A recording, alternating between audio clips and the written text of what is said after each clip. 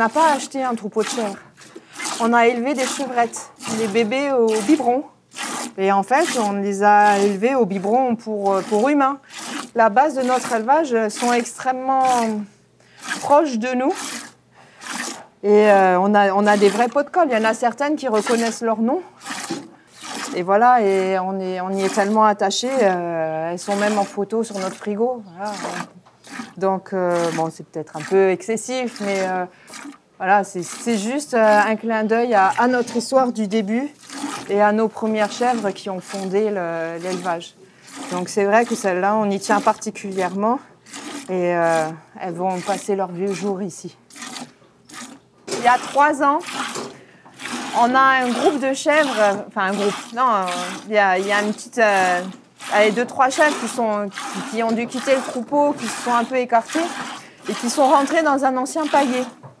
Vous savez, les maisonnettes des anciens bergers que l'on trouve un peu de partout. Et en fait, il y avait une porte qui devait être ouverte, mais qui se refermait avec les chèvres dedans. Et en fait, pareil, nous, on savait qu'il nous manquait des chèvres parce que quand on n'est pas sur le quai, on voit s'il manque un nombre ou pas. Et ils cherchent. On a sillonné à cheval, on n'a trouvé personne. Et à nouveau, c'était dans la même zone, il y a la femme du cousin de Constant qui donnait à manger à ses bovins et qui a entendu appeler. Et en fait, les chèvres sont restées quasiment une semaine enfermées dans le paillet. La porte s'était refermée derrière elle.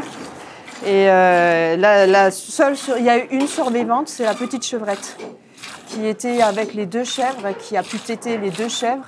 Donc les 2 adultes étaient mortes et la petite était vivante. Et donc pareil, on l'a récupérée en bas. Elle était vraiment très très maigre. Et la seule solution pour lui permettre de récupérer, de la faire manger, c'était le lait. Donc on l'a fait adopter à une chèvre. Et de fil en aiguille, elle a survécu, elle a grandi et c'est devenu une chèvre du troupeau. Un peu d'humanité aussi avec ces animaux de rente, parce que bon, c'est vrai qu'ils doivent produire, c'est vrai qu'on essaye de trouver la performance, de faire les meilleurs résultats possibles, mais un peu de sensibilité, un peu d'humanité, ça fait du bien aussi. Non, mais on sent que vous les aimez. Et il faut.